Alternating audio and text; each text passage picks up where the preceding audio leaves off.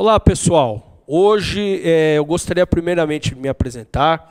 Eu sou o professor Paulo Vaz, sou professor na área de contabilidade e hoje nós vamos discutir declaração de imposto de renda pessoa física do ajuste anual, módulo 1. Lembrando que nós teremos o módulo 2 e o módulo 3, onde nós abordaremos pontos específicos inerentes à declaração do ajuste anual.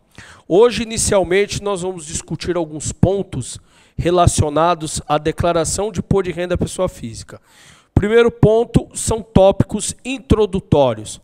Tópicos esses que são importantes para você que elaborará a sua declaração de imposto de renda pessoa física, ou até mesmo para conhecimento geral dos aspectos relacionados às obrigatoriedades na questão de declarar ou não.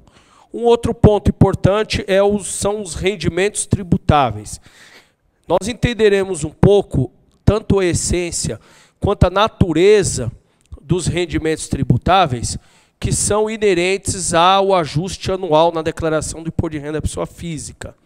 Também discutiremos os rendimentos isentos, que são rendimentos que estão atrelados à não incidência de imposto de renda pessoa física, ou seja, são rendimentos que não incidirão o imposto. Também discutiremos os rendimentos rendimentos com tributação exclusiva na fonte, onde esses rendimentos eles sofrem uma incidência tributária definitiva, ou seja, a tributação de forma definitiva e não será objeto do ajuste anual. Dependentes, muito importante nós entendermos a natureza dos dependentes, principalmente no que diz respeito a quem pode e a quem não pode ser dependente e suas respectivas dedutibilidades e também a necessidade do reconhecimento das receitas, dos rendimentos obtidos por esses dependentes. Pagamentos esses que são atrelados à dedutibilidade, bem como outros tipos de pagamento, como tratamento de aluguel, entre outros itens que estão atrelados ao ajuste anual. Doações, você que deseja efetuar doações e quer obter esse incentivo tributário, existe um critério para isso. E agora nós iniciaremos a questão dos aspectos introdutórios. Primeiramente, é muito importante nós entendermos quem que está obrigado a entregar a declaração do imposto de renda, o ajuste anual. São aqueles contribuintes que obtiveram rendimentos tributáveis de R$ 26.816,55 para cima. Uma questão muito importante que você que nos assiste sobre essa questão dos rendimentos está atrelado ao quanto de rendimento você pode ou não declarar. É muito importante você entender o seguinte, que você tendo um rendimento menor que R$ 26.816,55, você pode também declarar, até porque você pode ter obtido um rendimento no ano de 2014 e que houve uma incidência de retenção de imposto pessoa física, por exemplo, R$ 18.000. Se você não obtiver nenhuma receita, nenhum rendimento, de natureza tributável no transcorrer de 14, você está desobrigado a entregar a declaração, porque o rendimento mínimo são os R$ 26.816.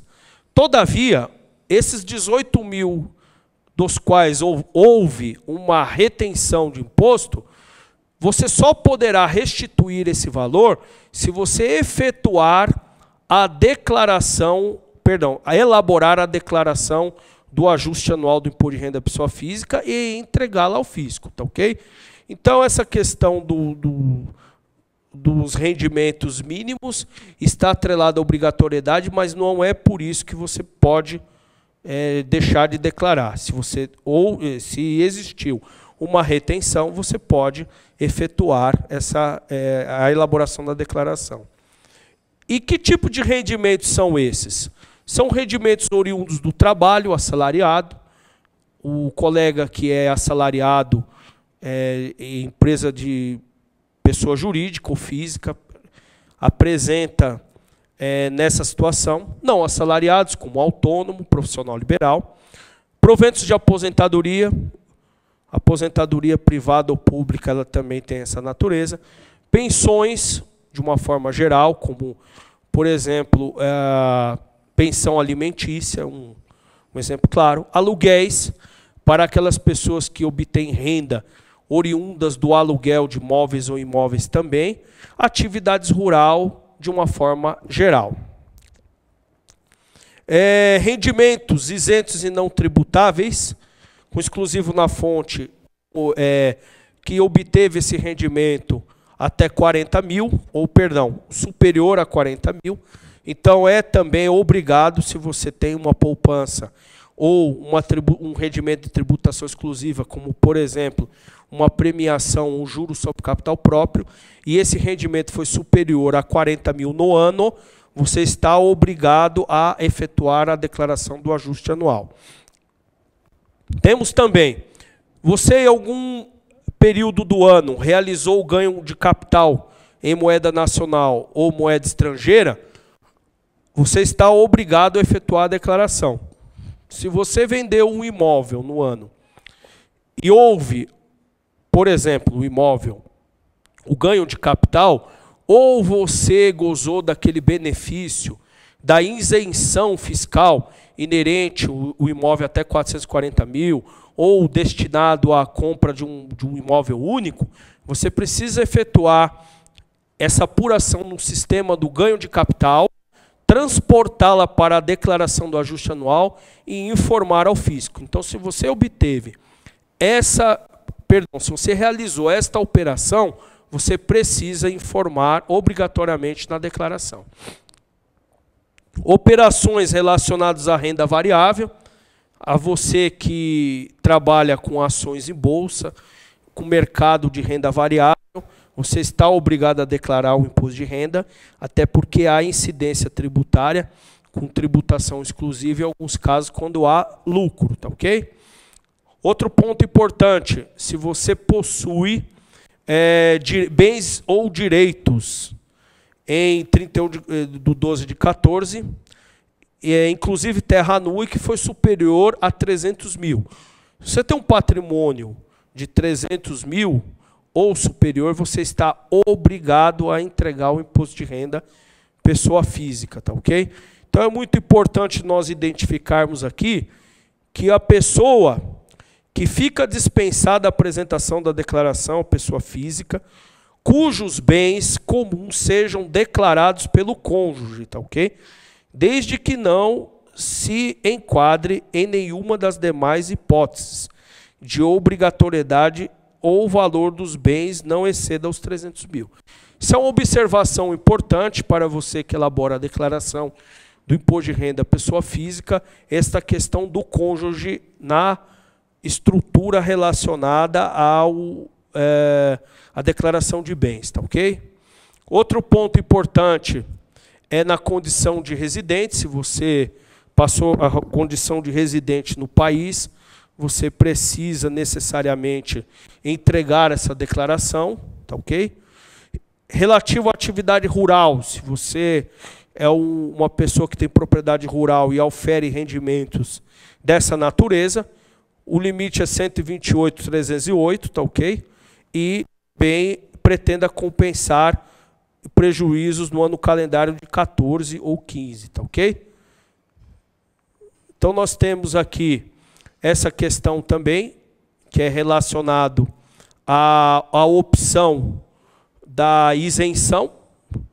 No caso do ganho de capital, é muito importante informar na declaração que se você goza desse benefício relacionado à aquisição do imóvel, da lei a 11.196, no artigo 139, que prevê toda essa questão de isenção no ganho de capital capital para algumas operações, como imóvel até 440 mil, ou até mesmo a questão relacionada ao imóvel adquirido, o imóvel único. Você vende 2, 3 imóveis para adquirir um imóvel residencial.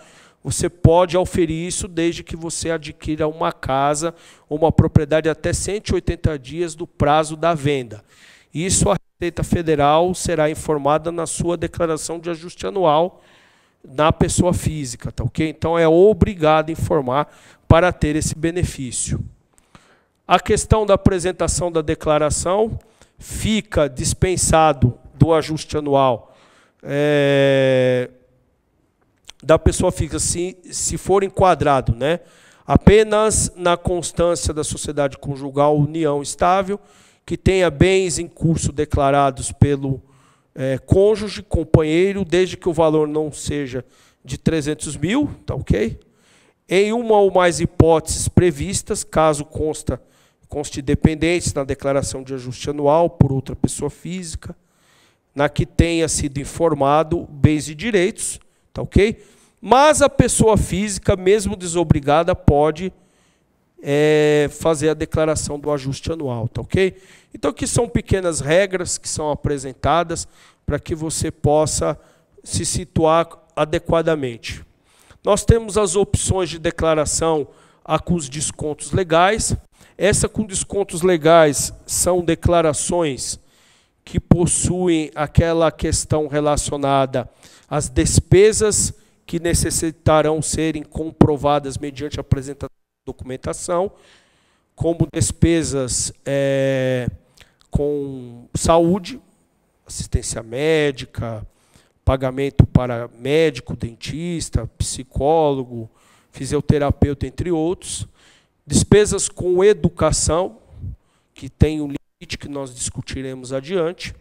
E também a questão relacionada a outros pagamentos, como a parte do INSS do empregado doméstico, previdência social privada, no caso, entre outros descontos, tá ok? Essa é uma modalidade. E temos também o desconto simplificado, que o desconto simplificado ele está no ano de 20% limitado a 15.880 e 89, em substituição aos deduções legais sem a necessidade de comprovação, tá ok?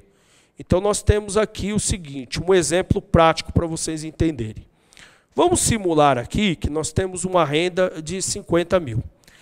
Essa renda de 50 mil, um percentual de 20%, você pode utilizar o desconto de até 10 mil reais. Posteriormente a isso, nós temos os 15.880,89, que é a somatória máxima de renda, perdão, é o limite máximo de desconto dentro de uma renda de 79.404,45. Ou seja, 20% desse valor dará os 15.880,89, que é o limite de dedutibilidade. Por quê? Se eu tiver uma renda de 80, os 20% seria 16 mil. Só que em decorrência do próprio limite estabelecido pelas regras do imposto de renda, nós estaremos limitados ao desconto de 15.880,89. Ou seja, não é 20% do meu rendimento tributável, é 20% do rendimento tributável limitado aos 15.880,89. Então você que nos assiste, que tem dificuldade em juntar documentação, existe falta de documentos como recibos, pagamentos, os pagamentos foram feitos de forma que não dá uma materialidade, uma segurança para você, no que diz respeito a apresentá-los numa futura fiscalização por parte da Receita Federal, sugiro a você que opte pelo desconto simplificado.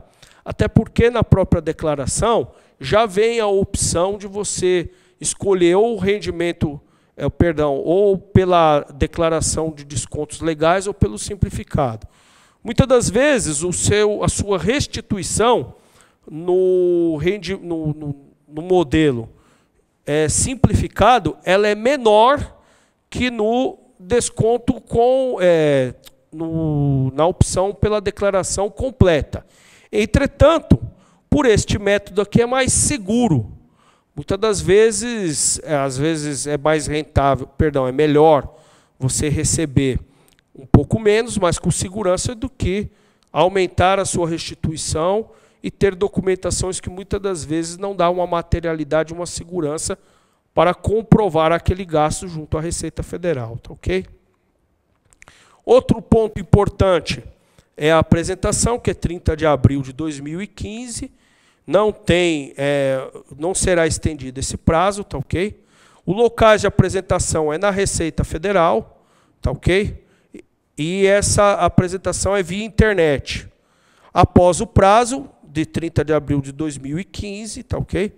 A declaração deve ser apresentada na internet, ou disco rígido externo, no caso de uma apresentação pessoal, na Receita Federal. A multa por atraso, ela é uma equação que é de 1% ao mês ou fração de atraso calculado sobre o imposto devido. Não havendo impostos, é 165,74. E ela está limitada no máximo a 20% do imposto devido. Então, aquela dúvida que há do contribuinte, olha, a multa é 165,74, não é verdade. Ela é 1% ao mês, limitada a 20% do imposto devido. Então, eu quero dar um exemplo aqui para vocês, prático, até para que fique claro isso. Vamos fazer de conta que nós temos um imposto devido aqui, imposto de renda, pessoa física, no caso do 2015, foi feita a declaração de ajuste anual e o valor do imposto devido são R$ 8.000. Então, esse imposto devido, quando ele é entregue, o que vai acontecer? Se eu calcular o 1% aqui, eu terei aqui uma conta de R$ 80, não é isso? Porque 10% é 800, 100% é 8.000. Só que esses R$ 80 aqui, nós vamos esbarrar no 165,74, que é a multa mínima. Todavia, se você atrasar um ano, você terá 12%. Então, esses 12% deixará de ser 80. Nós estamos falando aí em 960. Então, a multa ela é R$ 960, tá ok? A grosso modo. Mas você pode ficar tranquilo que essa situação aqui, o próprio sistema da Receita Federal, no momento que você entrega, quando é gerado o protocolo de entrega, bem como o código, código de recibo, que é muito utilizado principalmente para a elaboração de codificação, para acesso nas informações no ECAC, que é o ambiente onde você tem lá aquele ambiente de certificação digital, ele já trará para você o valor da multa calculado, bem como o DARF para você efetuar o recolhimento, tá ok? Então, atenha-se a esse detalhe. Não existindo o imposto devido, como eu disse para vocês, é 165, tá ok? Há uma observação importante. Se você é desobrigado a entregar a declaração, você pode entregá-la durante o ano de 2015 e não haverá incidência de multa. Por quê? Muitas das vezes as pessoas elas precisam, por exemplo, viajar para o exterior ou efetuar algum tipo de cadastro de financiamento junto a bancos de fomento, como financiamento da casa própria, coisa dessa natureza, e muitas das vezes o banco pede um imposto de renda. Então, se você é desobrigado, você pode pegar, baixar o sistema do ajuste anual de 2015, elabora a sua declaração e entrega a sua declaração, e não haverá incidência de multa, tá ok? Porque você estava desobrigado.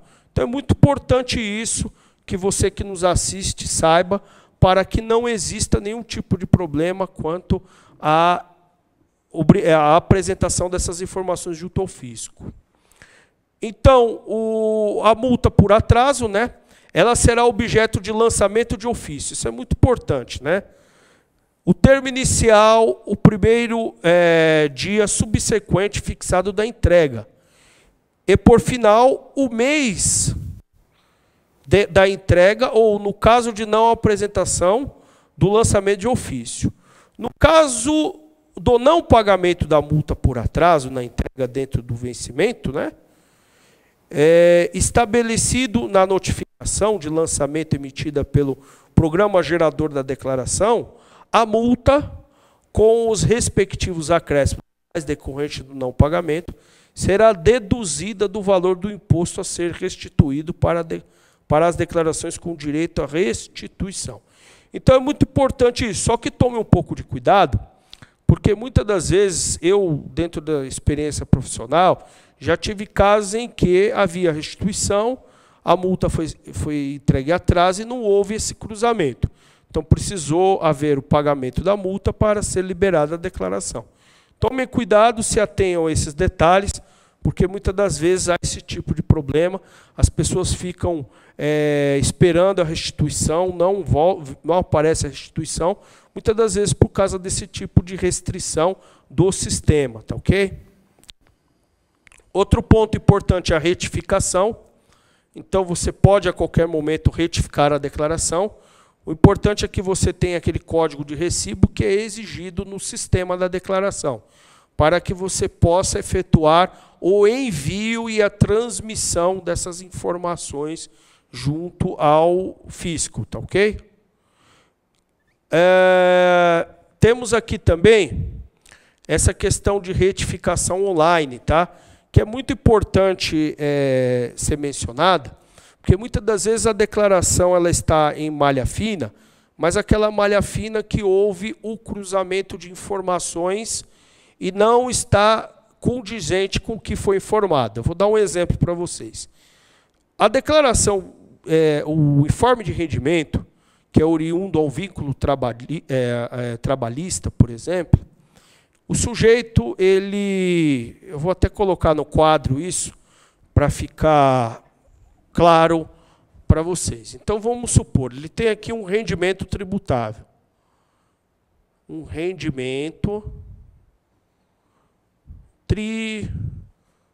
tributável. Inerente ao vínculo empregatício de uma empresa. Esse rendimento anual foi de 100 mil. Então, ele teve aqui a contribuição previdenciária,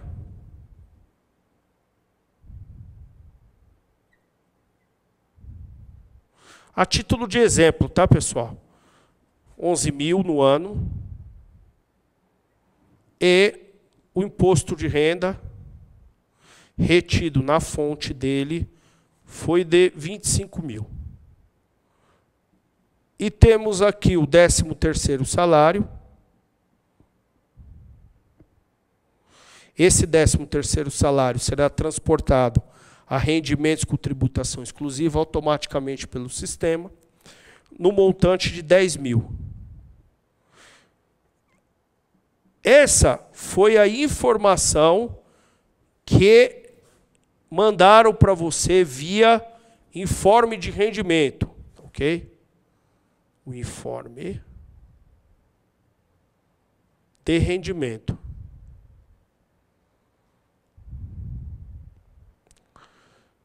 Esse informe de rendimento, ele foi apresentado à sua pessoa e você transcreveu essas informações. Entretanto, via DIRF, declaração do imposto retido na fonte, enviado pela empresa, esse rendimento tributável, ele está, por exemplo, informado 90 mil. A contribuição previdenciária é 11, o imposto de renda é 25 e o 10º salário é de 10 mil. Há aqui uma diferença no rendimento tributável. E esse rendimento tributável, quando há esse tipo de situação, o contribuinte informa esse valor e a empresa informou este. No momento de cruzamento que existe entre as informações prestadas ao fisco e a que foram enviadas ao contribuinte, há essa diferença aqui de 10 mil. Essa diferença de 10 mil aqui, o sistema da Receita Federal segura a sua declaração. E aí o que acontece? Quando segura essa declaração, ele pergunta para você, olha, aliás, não pergunta, ele informa, olha, você disse que é 100, então, e eu recebi informação que é 90. Então você entra naquele aplicativo e pode fazer a retificação online, ou seja, você corrige a informação, envia a declaração, se houver realmente essa diferença e você constatar. Se no caso você realmente entender que é os 100 mil, você não retifica, informa validando o número, exatamente o valor do rendimento. Consequentemente, a Receita Federal chamará você a prestar esclarecimentos e lá você apresenta o informe de rendimento dizendo que é 100 e o equívoco da informação foi para a empresa, tá ok? Então essa é uma situação comum que acontece de uma forma bastante recorrente e que muitas das vezes o contribuinte acaba tendo algum tipo de problema dessa natureza. Outro ponto importante aqui no slide, é muito importante nós vermos, é o seguinte, ó, é permitida a troca de opção de tributação, utilizando as deduções legais ou o desconto simplificado até 30 de abril de 2015. Após essa data, a declaração retificadora deve ser entregue na mesma opção pela forma de tributação utilizada para a declaração apresentada anteriormente. O que é isso na prática? Isso daqui, na verdade, é aquela questão relacionada entre a declaração com rendimento tributável, a declaração com desconto simplificado ou a declaração completa, que é aquela que utiliza-se das informações inerentes aos pagamentos realizados no período. Muitas das vezes você entrega a declaração, por exemplo, no método simplificado, na forma simplificada, e consegue as documentações e materialidade das informações e efetua a retificação da declaração, optando pelo desconto, pela declaração completa, com desconto, com o modelo completo de tributação. Até 30 de abril você pode fazer essa troca. Passando do dia 30 você já não pode mais, ou seja, a sua opção ela fica como definitiva. Se você optou pelo desconto simplificado ou pelo desconto completo, você vai ter que ficar com uma ou com a outra, tá ok? Aqui é importante mencionar uma tela do programa, onde nós temos aqui a importação da declaração, que é uma opção que agora pode ser utilizada para efeito de informações. Então, você pode importar declarações do período anterior, tá ok? Que sempre existiu, na verdade. Criar uma nova ou obter ajuda sobre os dados que serão importados. Que aí é no momento que você abre. Você pode também ter aqui uma declaração do ajuste anual, declaração final de espólio ou a declaração da saída definitiva do país. É importante eu mencionar aqui as três para vocês, quando é que elas ocorrem, quando serão objeto de análise. A primeira, que é o ajuste anual, é aquela declaração convencional, que você informa o CPF do contribuinte, o nome dele, dá um OK, pode importar as informações. É muito importante também mencionar nessa questão de importação, que eu estava até na linha de raciocínio anteriormente, que é o seguinte: a Receita Federal hoje permite que você importe os rascunhos da declaração. O que é isso? Lá no meu ambiente ECAC, eu, claro, tendo certificação digital, eu posso importar uma série de informações. Informe de rendimento, gastos com saúde que foram informados através de DMED, da DIRF, no caso de desconto pela empresa, de imóvel, que é informações relacionadas a imóvel, uma série de informações, eu já posso importá-las.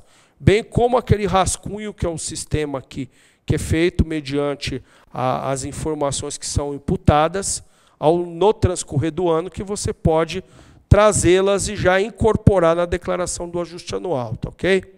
Outro ponto também importante é a declaração final do espólio.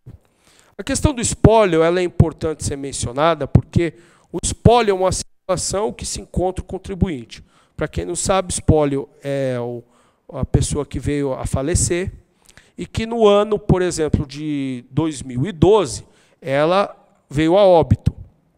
Ela faleceu e transitou durante o ano de 13 e finalizou em 14 o inventário, o processo de inventário e de partilha de bens. Então, no momento que é definido e concluída esta partilha, o que há?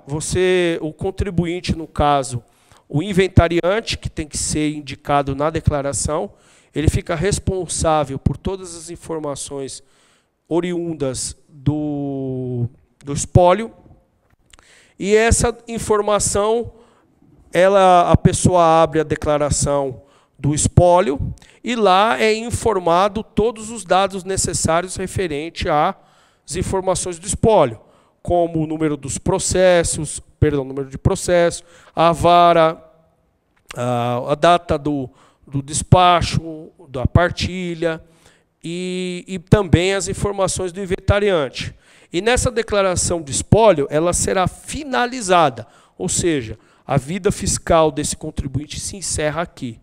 Então, essa declaração ela tem que ser aberta sempre no primeiro dia útil, no primeiro dia do ano, que é 1º de janeiro, por exemplo, 2014, até o dia da data da finalização do espólio, por exemplo, 1º de setembro de 2014. Então, nesse período, você informa isso na declaração, faz a declaração, os rendimentos, a estrutura patrimonial desse espólio e efetua o fechamento da declaração via partilha.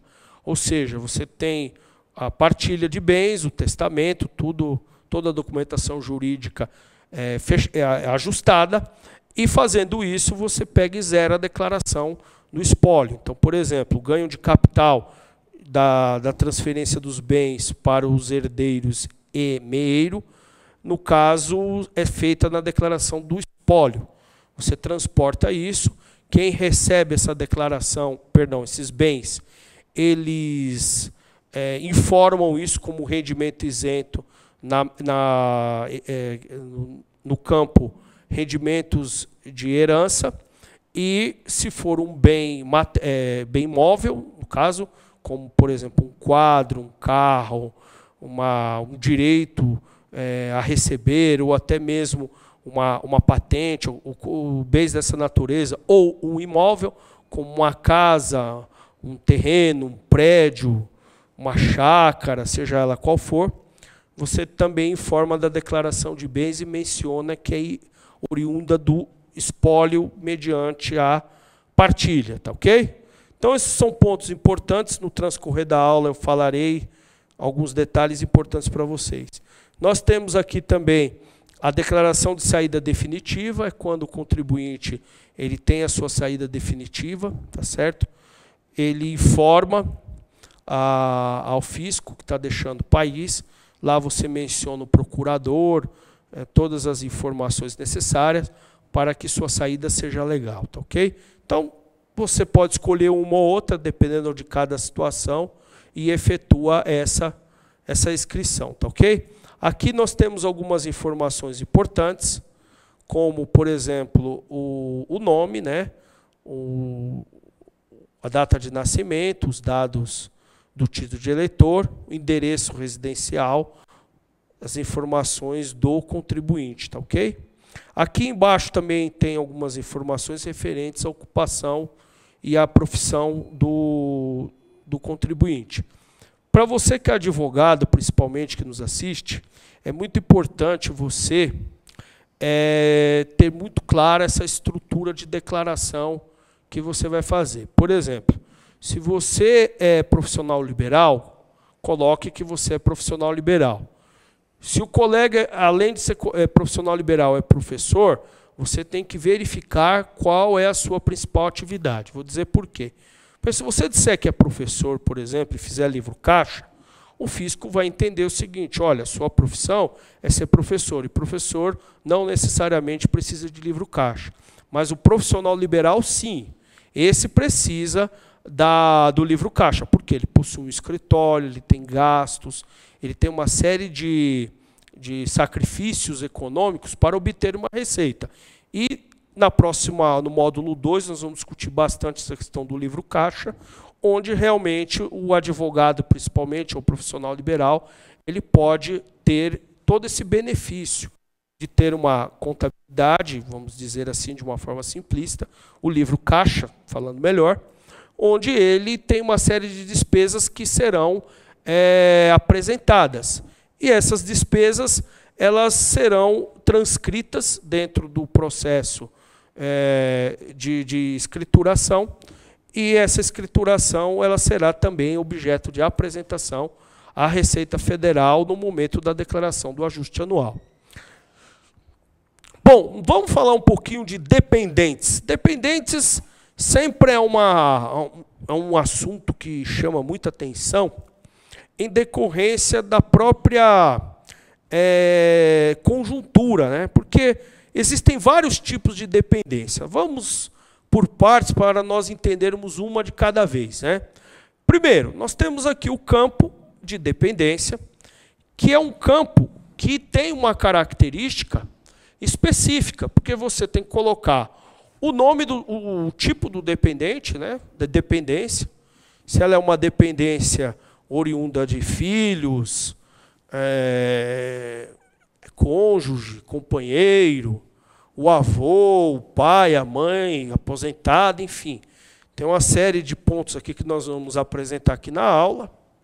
Temos que colocar aí também o nome, o CPF e a data de nascimento. E automaticamente o sistema já calcula o montante do quanto é dedutível na dependência, tá ok? Então você não precisa ter esse tipo de preocupação. Aí nós temos aqui os tipos de dependência. O primeiro é o 11, que é companheiro com a qual, né, o contribuinte tenha filho ou viva mais de 5 anos, tá certo? Ou cônjuge. No caso, quando casado legalmente. Aqui serve também para relação homoafetiva, tá ok? O fisco autoriza esse tipo de dependência. Então, o casal, por exemplo, homossexual, pode colocar o companheiro, o marido, a esposa, como queiram, nessa situação. Temos também a questão do filho ou enteado, até 21 anos, tá ok? Essa aqui também é o filho, que você possui até 21 anos, ele pode ser dependente, independentemente da situação que ele se encontra. Temos aqui o filho ou enteado, que encontra-se na condição de estudante, encontra-se na escola técnica ou em nível superior, fazendo um curso de graduação, até 24 anos. Esse também pode ser dependente. Temos aqui o filho ou enteado em qualquer idade, quando incapacitado física ou mentalmente para o trabalho. Essa questão é muito importante, que parece engraçado, que não o físico e mentalmente incapaz para o trabalho, não é o preguiçoso e o acomodado. Que muitas das vezes esse sujeito ele cria N situações para não trabalhar. Esse não pode. Esse incapacitado é aquele sujeito que encontra-se com uma enfermidade, doente, com afastamento de saúde por tempo determinado e que não tem condições de ser provedor de si próprio e não tem condições de sobreviver sozinho. Então, esse sujeito pode ser incluso como dependente, mas é muito importante que você, colega que nos assiste, tenha ciência de que há necessidade de uma questão de comprovação, porque o fisco poderá, até mediante a idade dele, tá certo? Questionar você essa dependência. Por exemplo, eu tenho um filho de 30 anos que está nessa situação. O que aconteceu com ele? Olha, ele ficou internado durante 1 ano. ou durante 6 meses. Olha, ele está internado numa clínica, por exemplo, de dependência química, ou num tratamento de saúde muito sério. Aí, nesses casos aqui, pode se enquadrar nessa situação, tá ok? Temos também aqui, irmão, neto ou bisneto, que não são arrimos de família, do qual o contribuinte detém a guarda judicial, tá ok? Até 21 anos. Então, se você possui a guarda judicial do irmão seu, do neto, bisneto, que são arrimos de família, ou foram afastados e que você possui a guarda judicial, também você pode incluí-los como dependente, tá ok? Nós temos aqui também o irmão, bisneto, arrimo, com idade de 21 anos, até 24 anos, no caso, né, se estiver cursando um estabelecimento de ensino, seja do 2º grau ou superior, também está nessa situação, tá ok? Irmão, neto ou bisneto, de pais arrimos, do qual o contribuinte detém a guarda judicial, em qualquer idade. Por quê? Quando incapacitado fisicamente ou mentalmente. Tipo de doença, situações que nós já mencionamos, tá ok? Esse aqui é muito importante. Pais, avós, bisavós, que em 14 receberam rendimentos tributáveis, ou não, tá ok? Até 21.453,24. É muito comum o filho, ou mesmo a filha, incluir na declaração de ajuste anual os pais ou os avós, como queiram, bisavô, porque muitas das vezes esses contribuintes, esses amigos, pagam um plano de saúde, ou até mesmo médico, ou fisioterapeuta, coisa dessa natureza, e legalmente podem sim ter o abatimento do gasto na declaração de ajuste anual. Mas é importante a você que nos assiste, que nos acompanha aqui na aula, saber que essa dependência está atrelado, esse benefício tributário está atrelado à dependência. E que se ele obteve rendimentos, tem que ser informado na declaração do ajuste anual no campo de rendimentos tributáveis ou não tributáveis, ou com tributação exclusiva, oriundas dos dependentes. E informar o rendimento. E esse rendimento, dependendo da natureza dele, por exemplo, se for tributável, será objeto de ajuste anual, ou seja, será encorpado na sua base de cálculo. Por que isso? Porque a Receita Federal saberá, mediante informações cruzadas, de que este contribuinte aqui recebeu rendimentos. E se o seu pai, bisavô, avô, tiver um rendimento superior aos 20.453,24, automaticamente ele não poderá ser dependente. Tá ok? Então não adianta, porque se você colocar esse contribuinte na dependência, o que vai acontecer? Será glosado a sua declaração no que diz respeito a esta dependência. Você vai precisar tirar ele como dependente, apresentar uma retificadora, e aí, muitas das vezes, essa base de cálculo terá alterações, tá ok? Menor pobre, 21 anos, que o contribuinte cria o EDUC, no qual detém a guarda judicial. Aqui se enquadra adoção, aqui se enquadra tratamento mesmo, menor que você tenha a guarda judicial, um sobrinho, o filho de um amigo seu, coisa dessa natureza, tá ok? Pessoa absolutamente capaz do qual o contribuinte seja tutor curador. Pessoas que têm doenças de natureza perpétua, que inviabiliza esse cidadão de ser contribuinte do fisco, tá ok?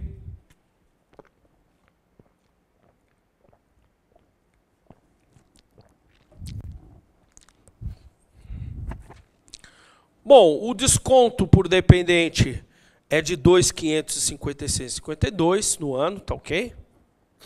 Na declaração em separado, os dependentes comuns somente podem constar na declaração de um dos cônjuges, isso é outro ponto importante. Então não adianta você colocar seu filho na declaração do marido ou da esposa, tá ok? Não há como, você precisa necessariamente optar um ou outro. Outro ponto importante, os rendimentos tributáveis recebidos de pessoa jurídica pelos dependentes devem ser informados na aba Dependentes e Ficha de Rendimento. Isso eu mencionei anteriormente, mas é importante ficar transcrito isso para que você que nos assiste, que nos acompanha, ter ciência disso. Ou seja, não adianta não efetuar esta obrigação, porque não efetuando haverá problemas de natureza de informações, tá ok? Os rendimentos tributáveis recebidos de pessoa física e do exterior pelo dependente não devem ser somados aos rendimentos do declarante, e sim informados na ficha rendimento tributáveis recebidos de pessoa física. Esse é outro ponto importante, que é um campo que nós vamos mostrar mais adiante, e que isso daí é uma questão de natureza de rendimento, tá ok? Temos aqui também os isentos não tributáveis ou com tributação exclusivas, recebidos pelos dependentes também devem ser informados, tá ok? Não é porque é isento que não tem que ser informado, tem que ser sim, tá ok? No caso de companheiro homoafetivo, isso é muito importante, como dependente para efeito de dedução, tá ok? As pessoas físicas, desde que tenham vida em comum com mais de 5 anos, não tem problema nenhum, até porque tem um parecer técnico legal para isso. Então, o colega ou a colega que encontra-se nesse tipo de relação, não há problema nenhum. Vocês têm direito assegurado aqui, no que diz respeito à parte tributária, de efetuar esses controles na dependência, tá ok? Pais e filhos divorciados ou separados judicialmente por escritura pública, tá ok?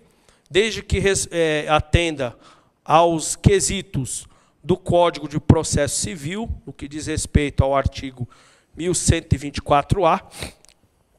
Esse Código Civil ele agora está em fase de mudança, tá ok? Os advogados aí estão discutindo bastante. Confesso para vocês que eu ainda não sei exatamente como é que vai ficar isso, mas isso é um aspecto jurídico que não deve mudar quanto à questão tributária, tá ok? Se o filho declarar em separado, não pode constar como dependente na declaração do responsável. Isso é importante também, porque a pensão alimentícia, quem recebe é o alimentando, ou seja, o filho. Então, a pensão é para ele. E se ele declara na física dele o valor dessa pensão, ele não pode ser dependente, por exemplo, da mãe ou do pai, dependendo do caso, tá ok? Isso é importante mencionar esse tipo de detalhe. No caso de ocorrer separação judicial ou divórcio direto em 14, pagamento de pensão alimentícia somente em relação ao ano do ano 14 que ocorreu, exercício 15, que é o que nós estamos agora, o contribuinte que não detém a guarda judicial pode considerar seus filhos como dependente e deduzir a pensão alimentícia judicial paga. Nesse caso, não há problema nenhum no ano, mas em 2015 em diante, há necessidade de se efetuar esse processo normalmente, tá ok? Nós temos aqui também a questão do mencionado, que quando há pagamento de de pensão alimentícia, você precisa informar quem é que vai receber essa pensão alimentícia, que é o alimentando. O alimentando, ele é o filho, o esposa, enfim, aquilo que a justiça estabelecer, que pode estar no Brasil, no exterior, o nome dele, o CPF e a data de nascimento. No momento que é feito a informação do pagamento da pensão alimentícia, há necessidade de se informar quem é o alimentando. Tá ok? Tá ok? Bom, dando continuidade aqui, nós vamos falar um pouco de rendimentos tributáveis.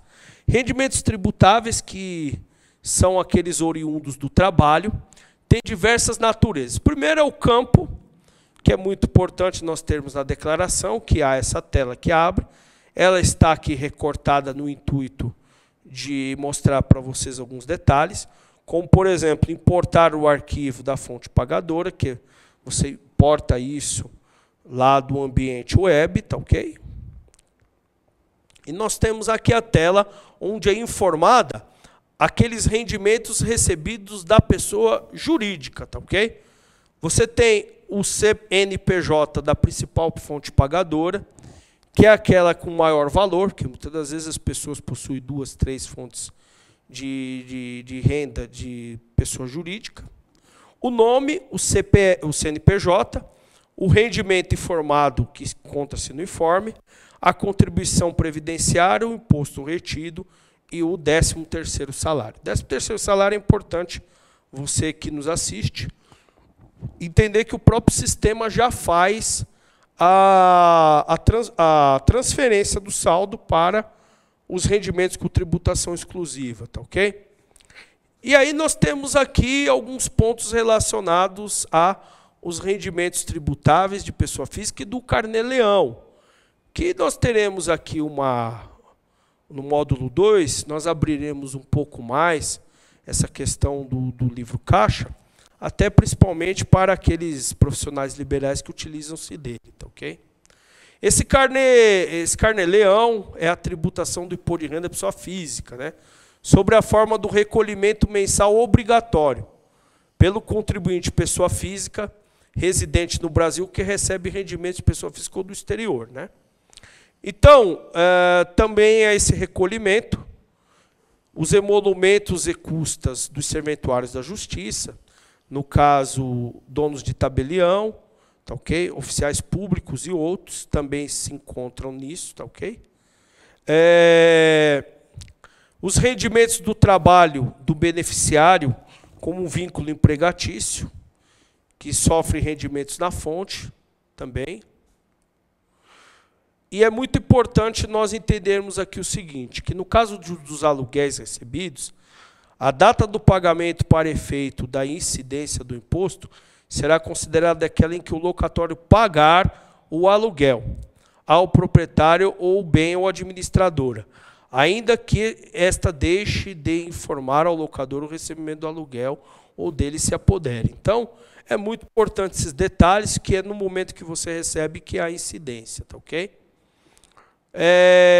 Recibos de cartório que tenham sido tributados na fonte não são computadas para efeito de cálculo do imposto, tá ok? Do Carnê-Leão, importante também mencionar isso.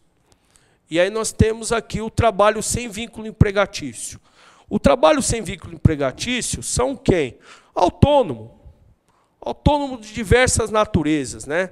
Então nós temos aí o próprio advogado, ele pode ter um escritório de pessoa física, o dentista, o médico, o contador, o engenheiro, o cabeleireiro, o vendedor, no caso, o representante comercial, entre outras profissões, encontra-se nessa situação. Então, esse sujeito aqui, ele está sujeito ao pagamento do Carnê-Leão, que é aquele imposto de renda, antecipação, perdão, do imposto, que é feita mensalmente, tá ok? E o rendimento do representante autônomo, como eu mencionei, intermediário na realização de negócio por conta terceiro, recebido de pessoas físicas e do exterior. É irrelevante para o imposto de renda a existência de registro, como firma individual e etc. Então, para o fisco, o sujeito não necessariamente precisa estar inscrito, tá ok? Claro que precisa ter o CPF, mas alguma outra coisa também não é importante, né? E esses casos em específico do representante comercial, ele também se enquadra nessa questão relacionada ao ajuste do Carnê-Leão. Profissionais autônomos e despesas em comum, é outra coisa importante, né? Estão sujeitos ao pagamento do Carnê-Leão os honorários recebidos de pessoa física por profissionais autônomos, que utilizam o mesmo imóvel. Então, despesas comuns como aluguel, telefone, luz, com receitas totalmente independentes, cada vez que tais profissionais não perderem a condição de pessoa física, tá ok? Então, os honorários recebidos são tributados individualmente, rateando-se as despesas comuns, desde que escrituradas no livro caixa comprovadas. Isso é muito importante, ok? Você que é autônomo, que tem rendimento de pessoa física, entender que essas despesas aqui, por exemplo, eu tenho um escritório de advocacia e tem 3 advogados, rateia-se a despesa, rateia-se as receitas e cada um informa a sua parte, tá ok? Trabalho sem vínculo empregatício, honorários como médico, dentista, engenheiro, advogado, veterinário, professor, economista, contador, jornalista, pintor, escultor, leiloeiro, entre outros, tá ok? Esses estão enquadrados. A data do pagamento, no caso de rendimento de aluguéis recebidos, a data do pagamento para efeito de incidência será considerada aquele em que o locatário pagar o aluguel, como nós já mencionamos. E aí nós temos aqui uma estrutura que eu gostaria de estar mostrando para vocês do rendimento do aluguel. O aluguel ele tem a seguinte estrutura. Você tem o rendimento bruto e recebido de pessoa física. O que pode ser descontado para efeito da base de cálculo? O imposto, taxa, emolumento incidente sobre o bem, desde que o recolhimento seja do próprio locador.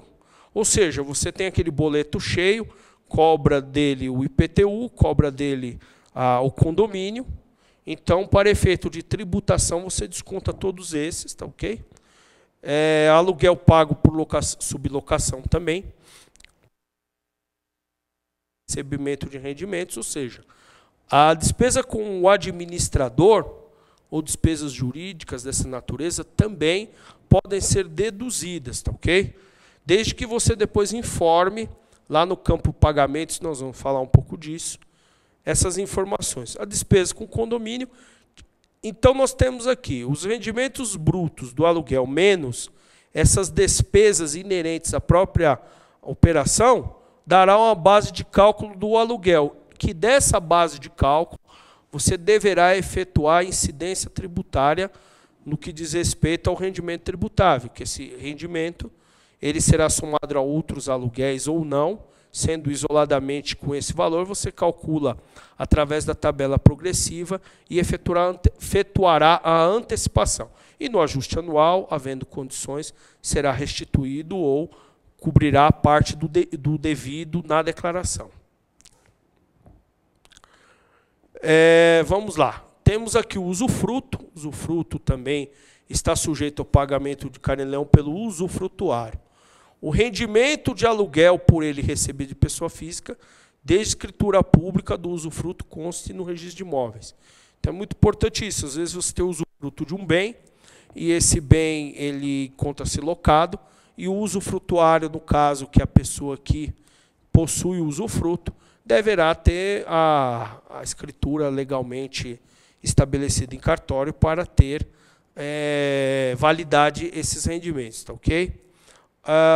Ou no proprietário, ao relacionar o imóvel na declaração de bens, informará o usufruto em favor do beneficiário, tá ok? Também é importante, se não houver escritura registrada, o rendimento do aluguel está sujeito ao quê? Ao pagamento do carnê-leão pelo proprietário. Isso é importante, tá, pessoal? Nós mencionarmos isso daqui, porque muitas das vezes o colega, quando vai elaborar a declaração, ele tem dúvidas quanto a isso, né? Então, essa questão ela fica muito clara, que deve ser relacionada ao imóvel em sua declaração de bens, indicando o rendimento, que o rendimento foi doado ao beneficiário, tá, ok? Então, o rendimento ele incide a tributação no proprietário e o proprietário diz que doou o rendimento para o beneficiário. Então, esse é o procedimento adequado. Benfeitorias estão sujeitos ao carnê-leão, com o aluguel recebido no mês, tá, ok? As despesas com benfeitorias efetuadas pelo locatário, pessoa física, contrato de locação que permitia a compensação dessas despesas com aluguel devido, tá, ok?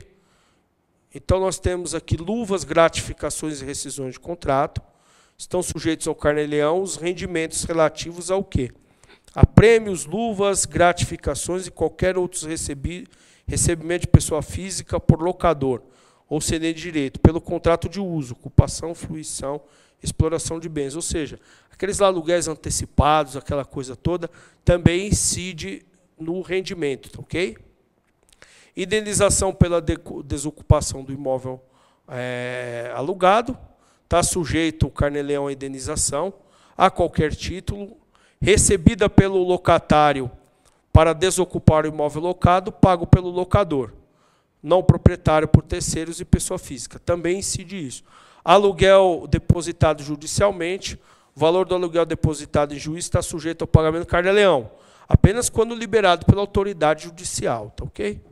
Esse outro ponto importante, sublocação, está sujeito ao pagamento do carnê-leão rendimentos da sublocação, recebidos de pessoa física, deduzidos o valor do aluguel, pago ao proprietário sublocado.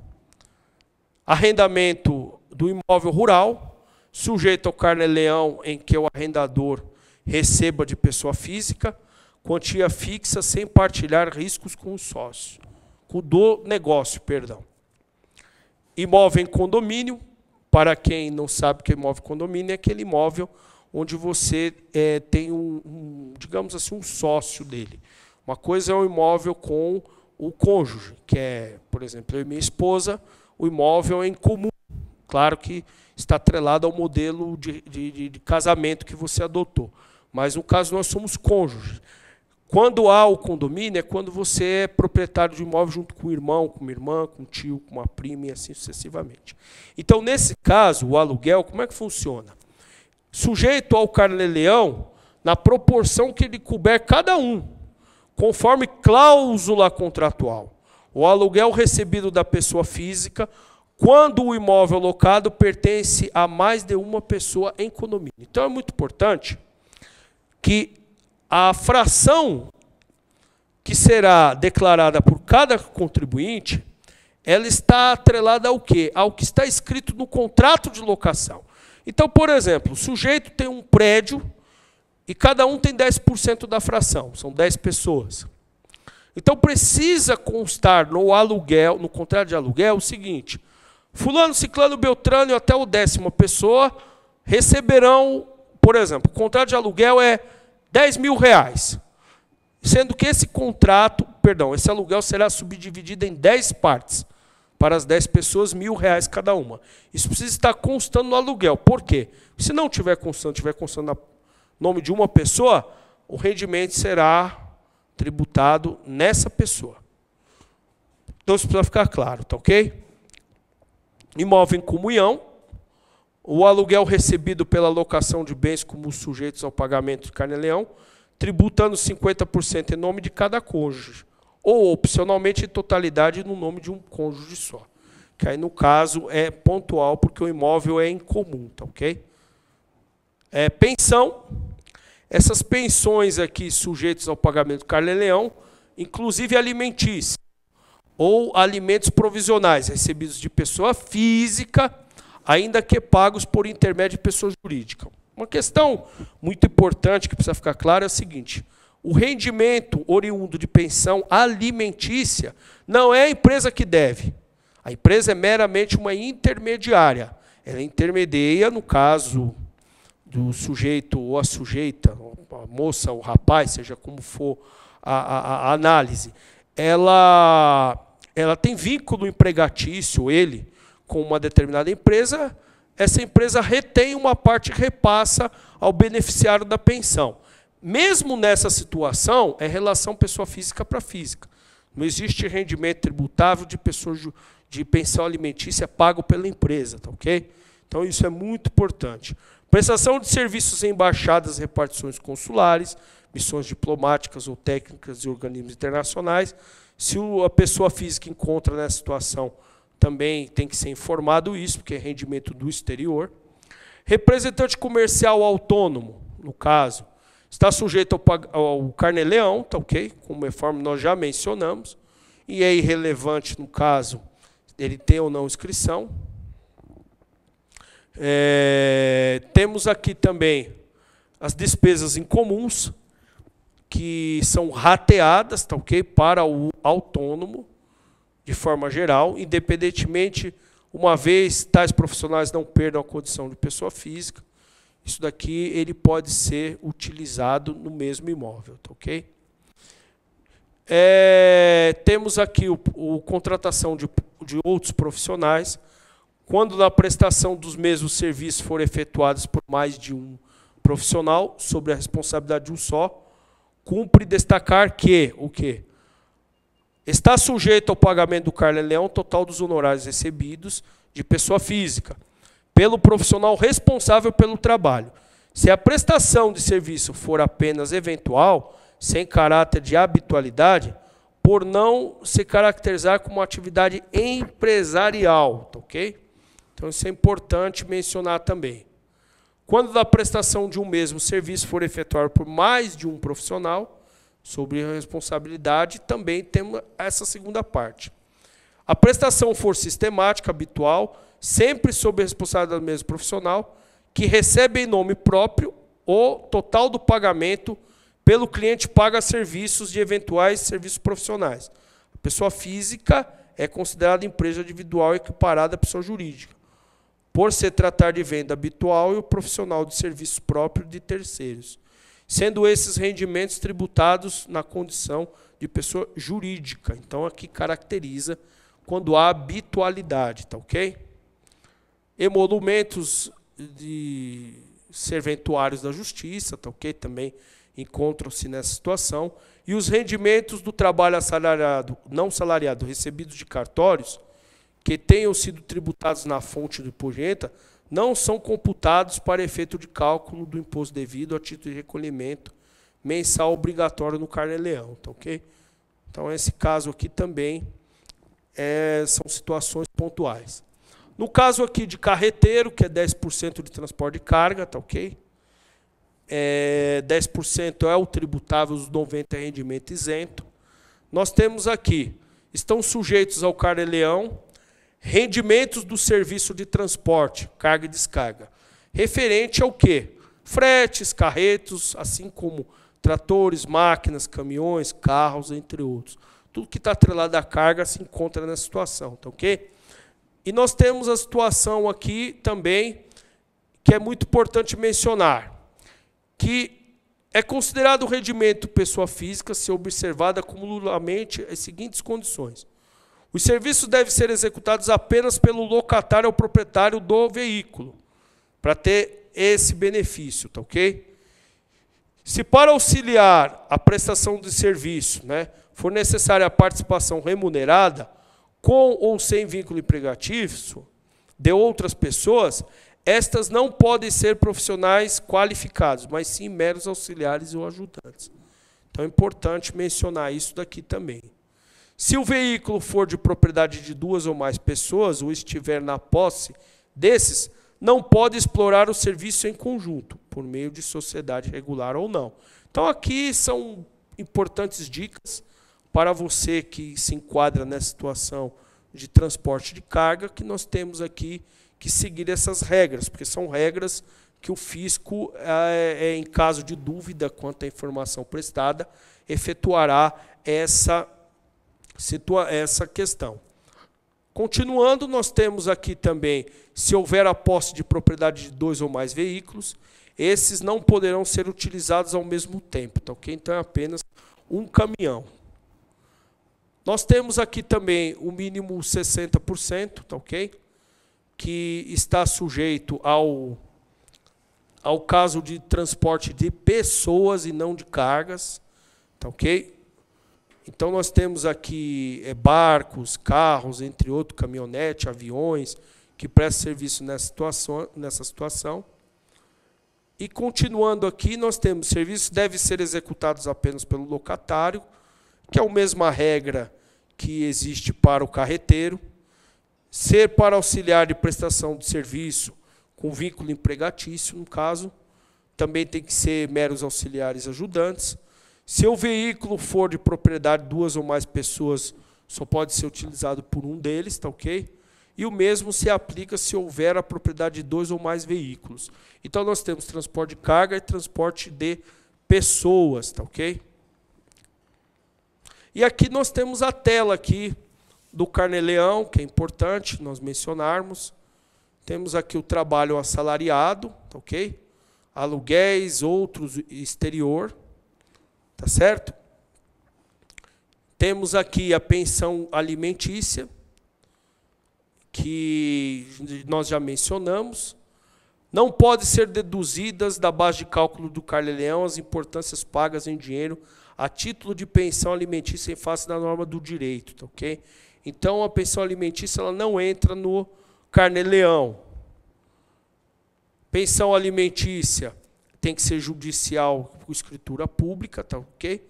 Isso é muito importante. E tem a questão das despesas médicas nesse caso, né?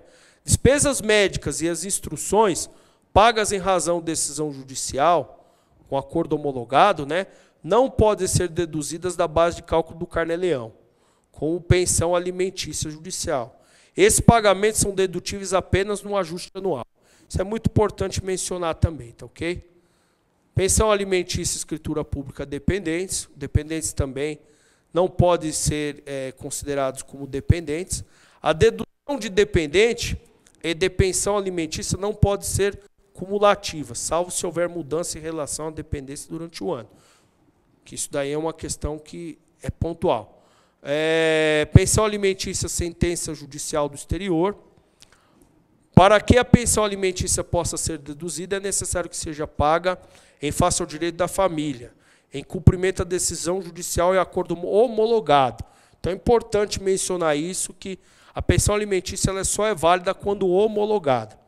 Pensão alimentícia paga em cumprimento da sentença judicial no exterior pode ser deduzida, desde que homologada no Brasil e no exterior. Inicialmente, como eu tinha dito anteriormente a vocês, o rendimento isento e não tributável é aquele rendimento que não terá a incidência do imposto de renda e muito menos a incidência da base de cálculo do ajuste anual. São rendimentos que têm suas características específicas e que muitas das vezes eles existem em decorrência de uma série de questões jurídicas e principalmente da natureza dos rendimentos. Por exemplo, nós temos alguns aqui que é importante serem mencionados, como a bolsa de estudo e de pesquisa, como doação, tá, ok? Exceto no questão do médico residente, que tem um outro campo. Para estudos e pesquisas, desde que dessas atividades não representem vantagem para o doador e nem contraprestação de serviço. Essas daqui são bolsas de estudos que são dadas por universidades, fundos de fomento de pesquisa, principalmente a pesquisadores, doutorandos, mestrandos, iniciação científica, etc. E que esses rendimentos não têm incidência de impostos. Você recebe da fonte pagadora e informa como rendimento isento.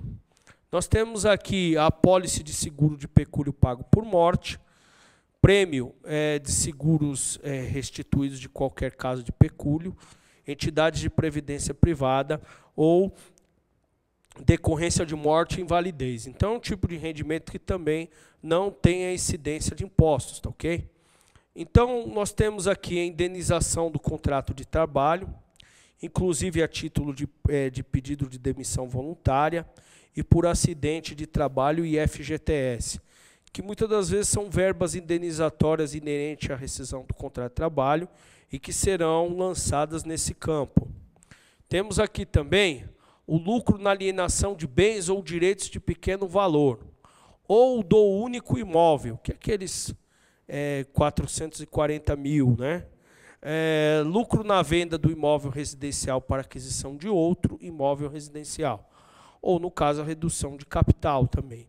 Esses casos aqui são aqueles atrelados o benefício fiscal, que os rendimentos, o próprio sistema do ganho de capital, ele já faz a própria consolidação com o ajuste anual e já traz esses rendimentos para esses campos, tá, ok?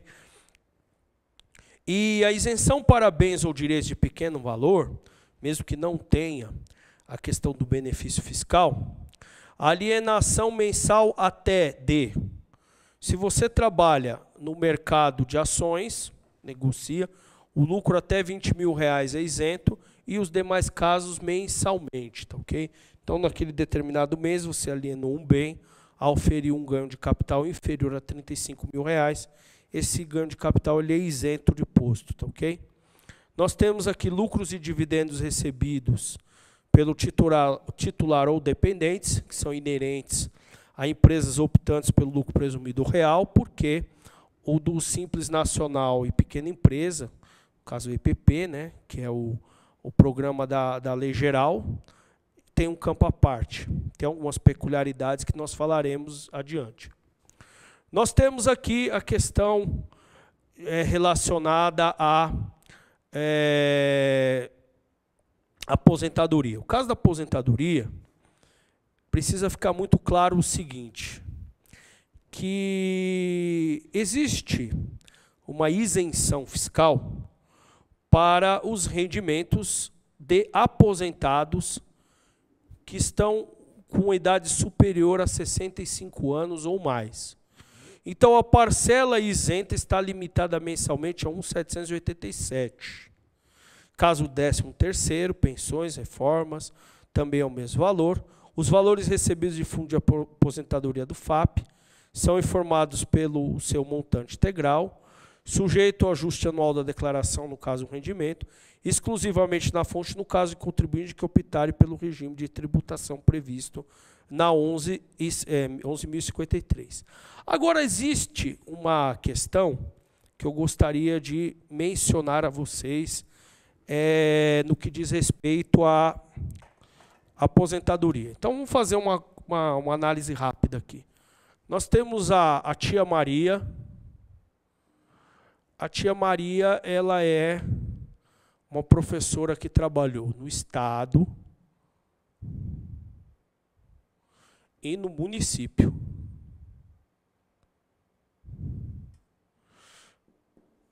Isso. No Estado, ela foi professora e ganha R$ 2.500 de aposentadoria por mês. E no município, ela também ganha os R$ 2.500 por mês de aposentadoria. Só que parte desse rendimento, ele é isento. Por que que ele é isento?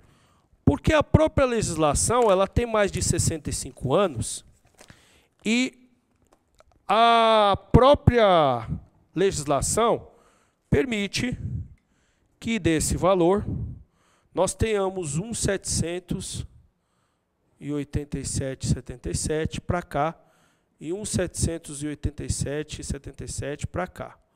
Se nós fizermos uma conta simples, tá, pessoal? Só para efeito de ilustração, nós temos 2.500 vezes 12. Nós temos 30 mil de rendimento tributável anual, tá certo? Só que a parcela isenta, 1.787,77, 12 multiplicada, dá os 453,24. Então, a diferença de um e de outro, se isso daqui já é isento, menos os 30 mil, nós teremos aqui os 8.546,76. Ou seja, esse rendimento aqui ele é tributável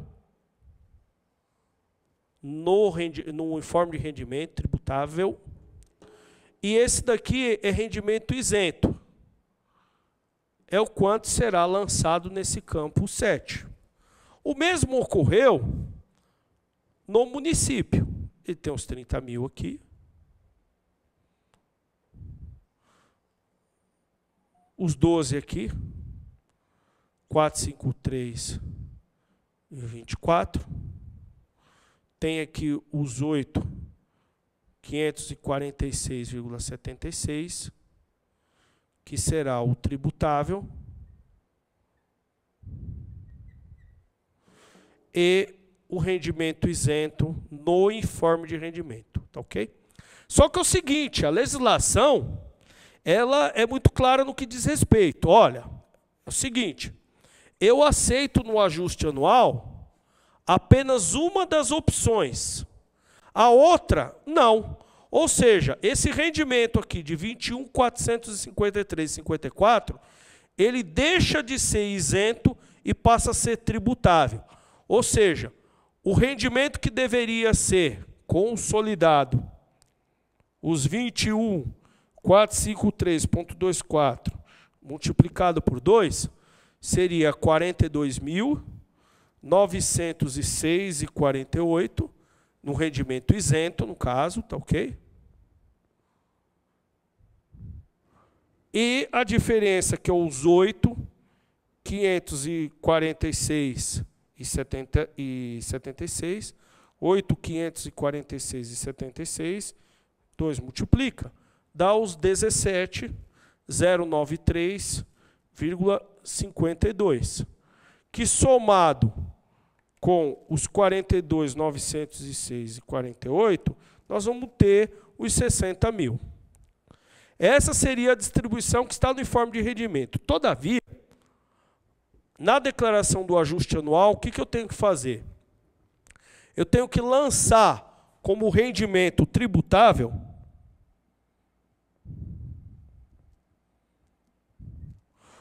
o valor de 8.546,76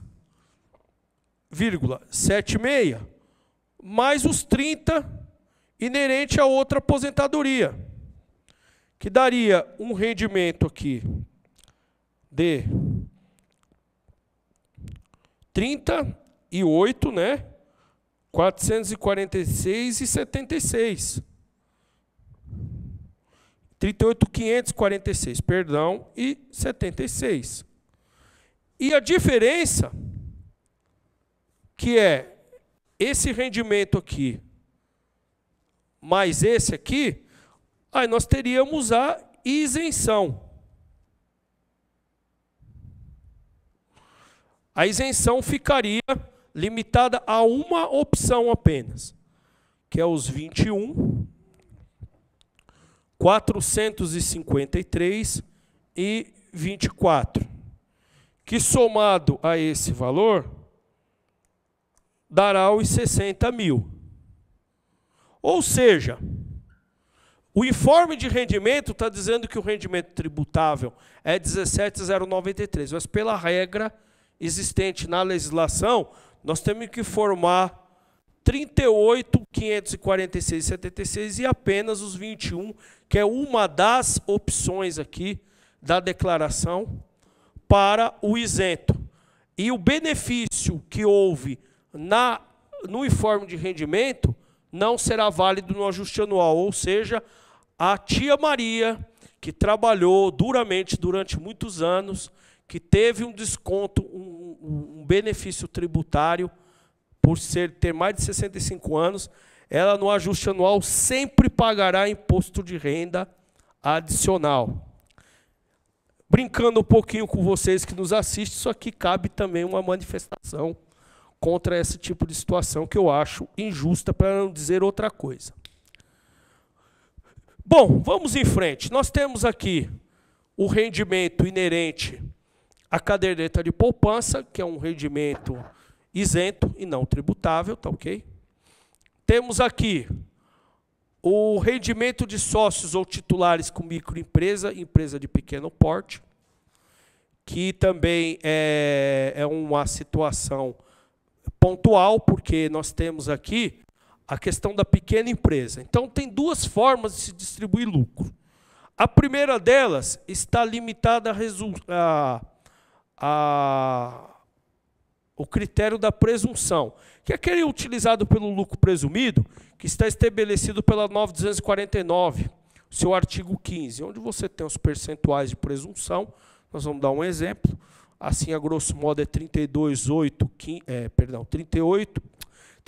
16, 8 e 1,6, que presume-se que o lucro é 32%, sobre o lucro desconta o imposto, e a diferença é o rendimento isento, a distribuição de lucro, tá ok?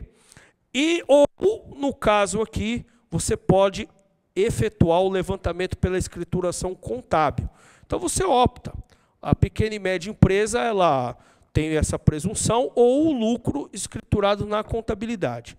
Entretanto, nós temos o MEI, que a isenção fica limitada ao valor resultante da aplicação da receita bruta total.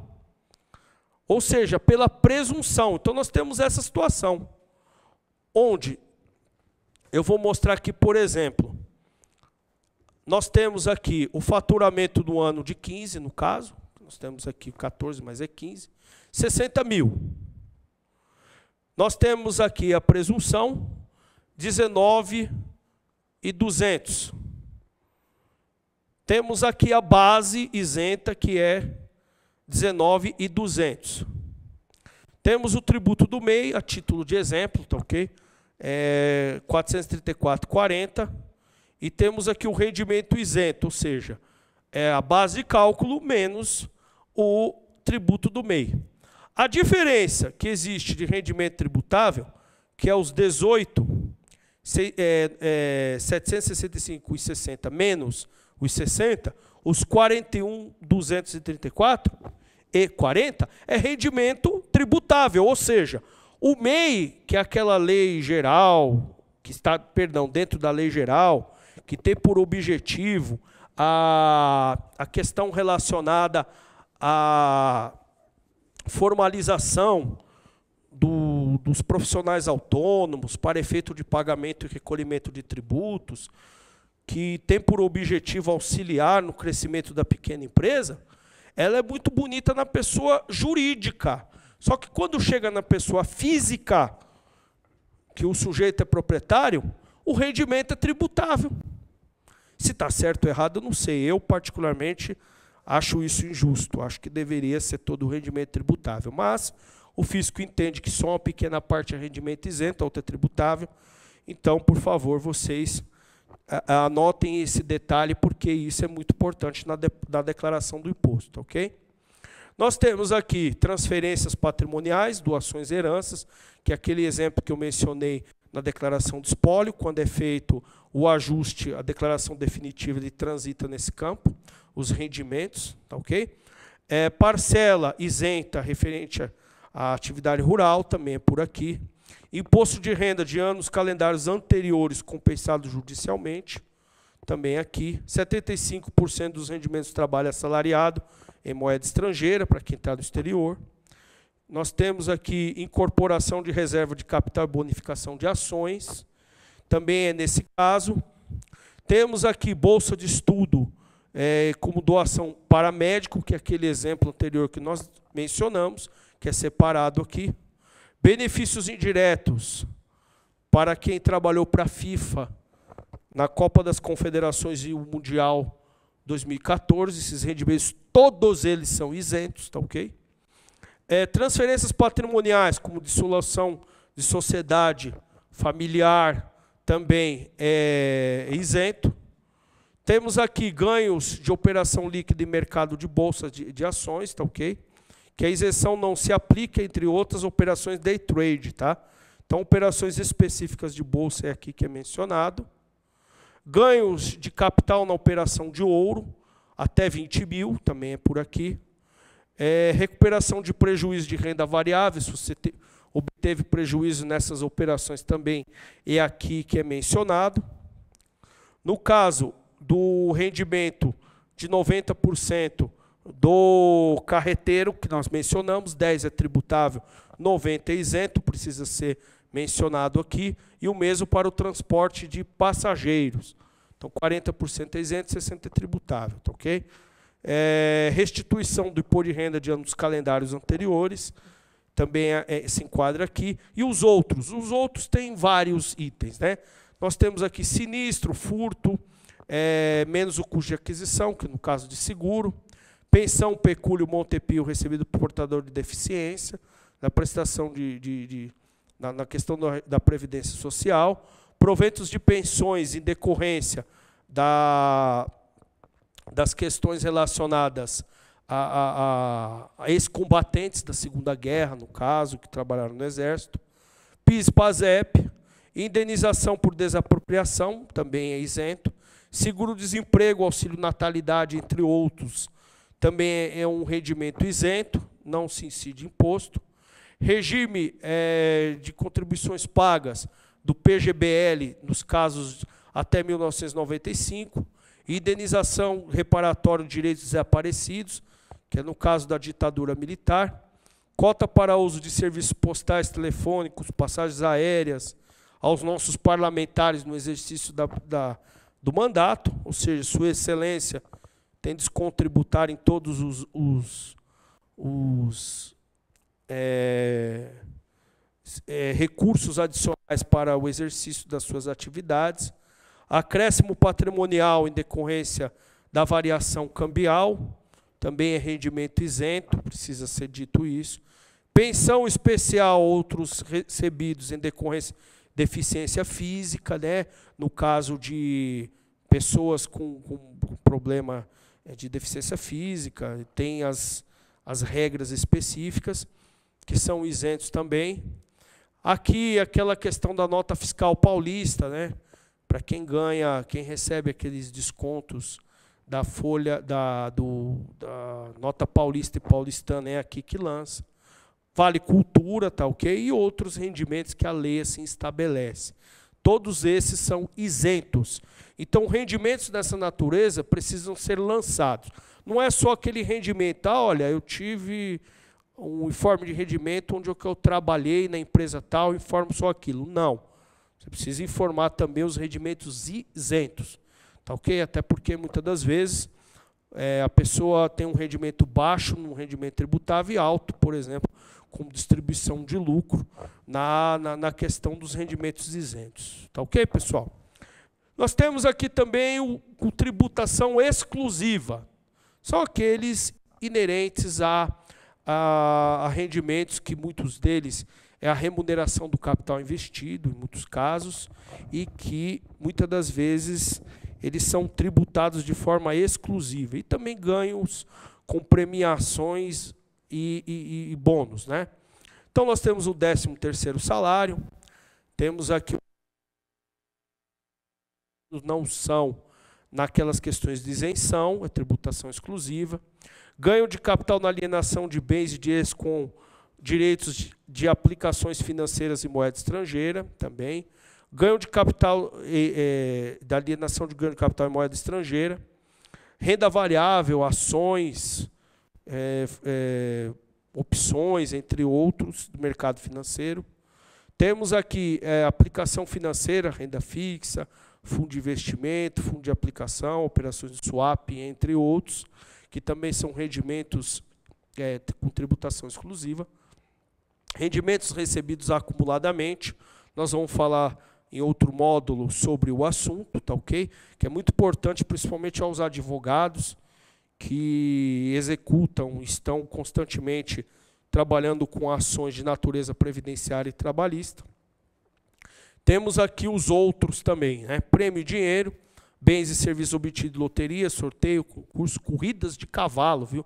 Você que gosta de participar lá no Jockey, pode também, tá ok? Cobre o informe de rendimento lá. No âmbito de programas de concessão de crédito voltado ao estímulo da solicitação de documentação fiscal. Então, aqui, Big Brother, prêmios lá da nota fiscal eletrônica, loteria, Mega Sena, entre outros, esse tipo de tributação. Só que, nesses casos, são 30% e não 15%, tá ok? Benefício de aplicação resultante de amortização antecipada, mediante sorteio de título de capitalização, entre outros, tá ok? Juros sobre capital próprio, para quem tem essa modalidade de remuneração. Juros sobre capital próprio é uma modalidade muito utilizada para quem é optante pelo lucro real, onde você tem o patrimônio líquido ajustado, você aplica TJLP, você calculará os juros remuneratórios a título de capital próprio, e aí você tem dois critérios para calcular o limite de isenção. O primeiro é o 50% do lucro do resultado do exercício ou dos lucros acumulados mais reserva de lucros. Dos dois, o maior. Você calcula esses limites e esse juro sobre capital próprio, se for menor que os limites, o valor integral ele é dedutível para fins de apuração do lucro real, / imposto de renda e contribuição social. Se não for, fica limitado ao valor do desconto, onde poderá ser feita a dedutibilidade, que é uma modalidade que principalmente as grandes empresas utilizam-se para remunerar os seus investidores. Benefícios recebidos e contribuições resgatadas relativos ao plano de previdência complementar, tá ok? O VGBL, no caso, né? Porque o VGBL existe algumas regras que também é rendimento com tributação exclusiva e outros rendimentos que neles estão relacionados, tá ok? Temos aqui também o 13º recebido de dependente, o rendimento recebido acumulado pelos dependentes e também os outros rendimentos pelos dependentes, que no caso foram aqueles que nós mencionamos, tá ok? Pagamentos, é muito importante nós mencionarmos a questão dos pagamentos. Pagamentos, nós temos o campo, onde sempre você importa, por exemplo, o plano de saúde, tá ok? Você pode implantar lá a informação inerente aos pagamentos efetuados ao plano de saúde, que você pode buscá-lo, tá ok? Aí nós temos alguns campos aqui, que são esses que vocês estão vendo na tela, que tem várias naturezas. Inclusive aqui para o advogado, nós temos o 60, o 61 e 62, são despesas jurídicas, que em alguns casos poderão ser utilizados para fins de dedutibilidade. Por exemplo, para o rendimento recebido acumuladamente, para que você tenha um benefício tributário do valor pago ao advogado, você tem que mencionar aqui esse pagamento, bem como corretor de imóveis, o aluguel de imóveis, quando você paga esse aluguel e tem encontra-se no livro caixa, você deseja informar, tem aqui os campos necessários. E aqui, por exemplo, para o advogado, nós temos aqui, por exemplo, o nome do advogado do escritório, você diz, você pagou na ação. No caso, para a RRA, que no outro módulo nós vamos explicar passo a passo como isso funciona, tá ok? Despesas com instrução, nós temos aqui, elas são dedutíveis, tem o limite, que é 3.300 e uns quebradinhos, nós temos aqui o valor. O que pode ser deduzido? Perdão, o que eu poderei utilizar para dedução na despesa com instrução? Educação infantil, creche para a escola, pode. Ensino fundamental, também pode. Ensino médio, pode. Educação superior, compreendendo curso de graduação e pós-graduação, pode. Educação profissional, pode. Todas essas despesas são feitas com recibos, notas fiscais e documentos idôneos. Não podem ser deduzidos os gastos relativos, dentre outros, a... O que não pode? Uniforme, material e transporte de escolar, elaboração da dissertação de mestrado, não pode. Aquisição de enciclopédias, livros, revistas e jornais, também não pode. Aulas particulares, não pode. Aulas de música, dança, natação, ginástica, tênis, pilotagem, dicção, nada disso pode ser, tá ok? Aulas, cursos preparatórios para concursos e vestibular, curso da OAB, por exemplo, não pode ser deduzido. Aulas de idiomas, nenhum, tá ok? Não podem. Não podem ser o quê? Contribuições a pais e mestres, aquela APM, que todos os senhores devem se lembrar. Passagens estadas para estudo exterior, também não, tá ok? Contribuições a entidades que criem e eduquem menores desvaliados, também não pode. O que mais nós temos aqui? Nós temos despesa com instrução de dependente ou alimentando, informe o nome do dependente ou alimentando, isso é importante. O nome do alimentando ou dependente deve ser selecionado no quadro de dependentes ou alimentando. Então é importante vocês preencherem isso, porque na hora que for informado o pagamento, será marcado quem são os alimentandos ou dependentes que vocês estão pagando, senão não poderá ser informado, tá ok? Limite, 3.230 por ano. Esse valor, na verdade, sofreu uma alteração, mas eu acabei não corrigindo o material. Mas é 3.300 e uns quilos, inclusive, consta até no próprio sistema, tá ok? Então, esses valores aqui, eles serão limitados no ano. Por que isso? Porque é o quanto o governo investe por criança na escola, no ano. Por isso que é esse valor, tá ok? E a parcela não dedutível ela é informada no campo, no respectivo campo. Pode ser deduzidos nas despesas médicas, né? Dentista, médico, psicólogo, fisioterapeutas, ocupacionais, fonoaudiólogos, hospitais, com exames laboratoriais e serviços radiológicos, aparelhos ortopédicos, próteses, entre outros, tá ok? Consideram-se aparelhos ortopédicos, pernas, braços mecânicos, cadeira de roda, entre outros. Esses daqui podem todos eles serem destacados, mas é muito importante que exista o laudo médico, todo um histórico e principalmente o comprovante de documentos que validem esses itens aqui, tá ok? Também pode ser dedutíveis parafusos, placas ortopédicas, odontológicas, marca-passo, entre outros também podem, tá ok? Desde que encontre-se nos valores integrantes na conta hospitalar. Empresas domiciliadas com plano de saúde em geral, médico, dentário também pode. Estabelecimento geriátrico, no caso de idoso, tá ok? Qualificado como hospital, nos termos da legislação, também pode. Estabelecimentos especializados relativo a portador de deficiência físico-mental. Então, isso também pode ser utilizado para dedutibilidade, tá ok? Empresas ou entidades onde o contribuinte trabalhe, ou a fundação, caixa ou sociedade, no caso da entidade manter convênio direto para cobrir total ou parcialmente dessas despesas. Então, as empresas descontam a assistência médica, você pode informar também, até porque isso é informado na DIRF, tá ok? Pensão alimentícia, como nós já mencionamos. As despesas médicas e construção paga pelos alimentantes não são dedutíveis como pensão alimentícia judicial.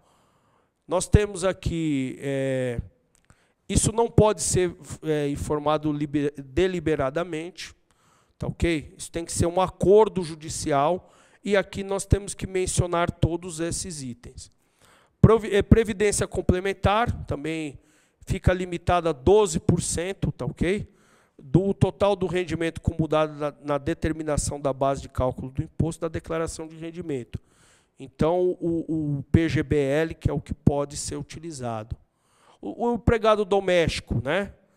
Que no ano de 14 nós tivemos aqui o pagamento, é apenas um salário, um empregado doméstico, com o valor recolhido no ano calendário de 14 aqui, tá ok? Não é 13. E que é limitado a um salário mínimo o valor da contribuição, quando diz respeito à base de cálculo, tá ok? Não pode exceder a contribuição patronal, no mínimo mensal, sobre o 13º e referido também a um salário mínimo, como eu mencionei a vocês. E o valor apurado do imposto já diminui deduções relativas a uma série de questões aqui que nós vamos mencionar. Nós temos aqui agora pagamentos e doações. Pagamentos e doações, nós temos aqui um exemplo aqui que nós temos, que já foram feitos no próprio campo.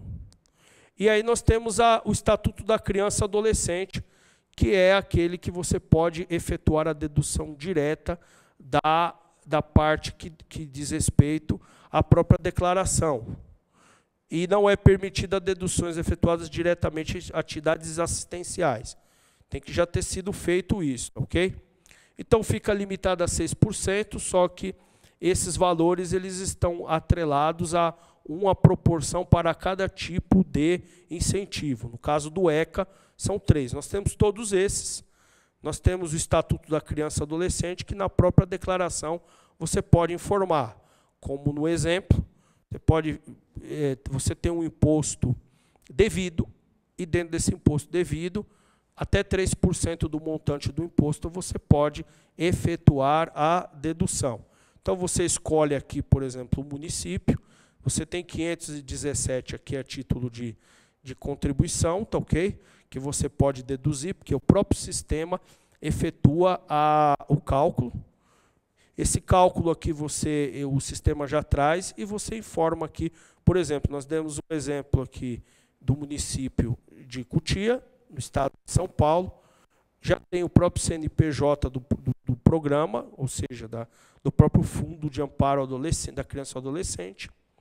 E aqui é efetuado um DARF que fica limitado até 30/4/2015, que aqui é um exemplo do ano anterior, mas que serve de referência para o nosso, que não houve nenhuma mudança. Tá ok? Pessoal, gostaria de agradecer a todos que assistiram esse módulo 1, e eu aguardo vocês no módulo 2, que é o próximo trabalho que nós vamos realizar. Tá ok? Muito obrigado a todos e estamos à disposição.